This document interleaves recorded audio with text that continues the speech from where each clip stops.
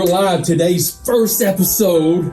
Agent Chef coming to you. I'm the agent, Benny Densmore with Coldwell Banker Realty and the Densmore Group. And I got my badass neighbor and professional chef, Mr. The reason you asked me to come over here is that you want to kind of get some of your skills going. I'm being humbled here. Yes. Yeah. And you really don't even know your way around the kitchen at all. It was tough at the grocery store a while ago when he was throwing some big words. I didn't even know how to spell them, much less know what he was talking about. You need to first understand what is sauté, and part of this is so that you can learn this and actually start cooking for your family so your wife doesn't have to do all of it. I bet the cameraman would like that.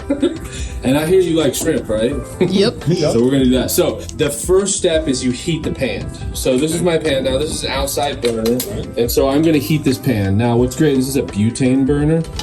You can buy these at Sam's Club, camping stores. And you just butane, put it in. Turn it. You can crank it on max to minimum. I'm going to have it on. It's pretty instant heat. It's high. It's hot. Yeah, wow. So the reason that this is the first step is that you have to start with a hot pan. Okay. If I just have a cold pan and I take my steak and throw it in there, what do you think is going to happen to the meat? Sticks to the pan. It's going to stick. So that's not. It's not going to sear. Right? And so you're not going to get the caramelization on the proteins, because actually proteins caramelize when it hits 330 degrees. If you put it in right away, the pan's like at maybe 150. Can it be hotter, or is it 300? It can be hotter. Okay. It can be hotter. So like in a grill situation, it's super hot. It's like 500 degrees, and it's like great. Add an oil. Now it could be oil. It could be fat. We have olive oil here. It could be canola. It could be butter. The whole point is add some type of fat, even duck fat, whatever you really Down in the South, sometimes we just use bacon grease. So I would put my oil in here, right? Oh, take the lid off, yeah. So we're just going to put a little oil in, okay? And then I'm waiting for that to get hot, okay? Okay. So then that's the first step. And then the next step is we've got some prawns here. They're also known as shrimp or prawns. I would then take my product and put it in here and sear it. What happens is the shrimp that we're going to add here are going to create little tiny bits of pieces into the pan, and that is known, the French call it fond, which is basically sticky bits in the pan, and it sticks there. And if you don't have an acid of some kind, it won't be released from the pan. And you want that released because it's going to create this amazing flavor. What was it called again? You had me. Fond. Fond. F-O-N-D. Fond. Glad you spelled it for me. Fond.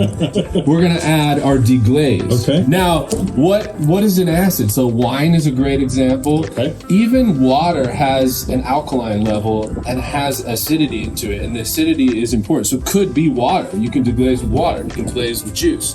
Then step 4 is we're going to add our base ingredients. So those base ingredients are going to be shallots, garlic. We're going to add some apricots for some sweetness into there. Mixing that around. Then we're going to put in, this is my secret ingredient, which everyone loves. Spanish smoked paprika. It's really rich. It has a smokiness, and then we're going to put some cayenne pepper. So that's my base that I'm adding. We have to reduce the water content from that the acid that we added. What I mean by that is we need to evaporate water, and what it does is concentrates the flavor, makes it taste better. So then the final step is to season, to finish it. And what would you say, what's important when you finish a sauce? What would you think if you just didn't think of anything from a chef's perspective? Well, how would it taste? Yeah, there you go. So you gotta taste it. You gotta taste it. How does it taste? So you want to taste it first. See the season, and that's right. So then you might need salt and pepper. Right.